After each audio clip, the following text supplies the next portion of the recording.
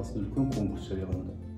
Сол кезде енді мен жаңағы әке-шешем қолдап, сол кезде жаспын ғой енді, мынау баланың білімін шыңдасын деп, жаңағы жолына, самолетіне, жаңағы тұратын жеріне ақша салып, сол самолетпен бардым. Енді бір қызығын айтайын. Бардым, содан кейін жаңағы енді костюм бәріне мән беріп, туфлиге мән бермеппін ғой. Сол кезде мән де бермеппін ол машина. Мен оған да мән бермеппін, шыны керек. Содан кейін енді жаңағы сахнаға шығу керек, мен домбырамен дайындалып жатырмын, 2 сағат, 3 сағат, енді шығу керек болған кезде сахнаға шықтым, отырдым, отырғаннан кейін сездім ғой, жаңағы менің туфлиім тағы шықты. Содан кейін жаңағы енді ол кезде мына Алматыдан жюрида профессор келді, күй маманы профессор, сосын Ресей мемлекетінен келді. Содан кейін мына өзімнің түрегелімнің мына есінде отырған кісі отырды.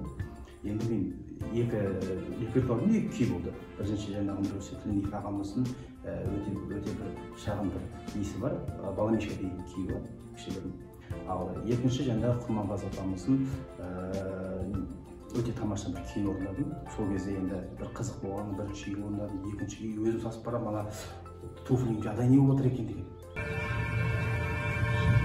Даже не представляю. Енді ойнап біттім, сосын жаңағы профессор бәрі шапалақ соқты. Енді білесіз ғой, Баламешка ойнаған кезде жаңағы домбыраны лақтырып қалатын бір әдет нелері бар, домбыраны лақтырып қалдым.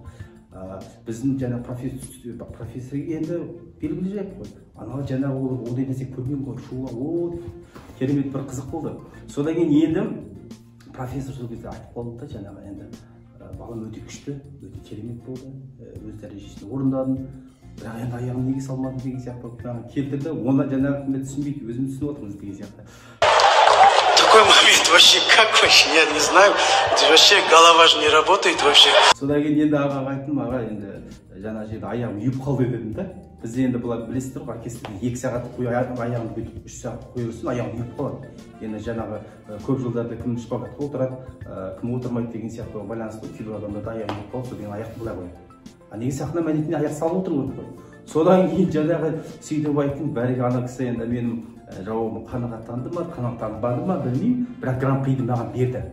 Енді гран-при алдым, енді сахнада кетуді қалай шешейін? Қалай кетемін жаңағы?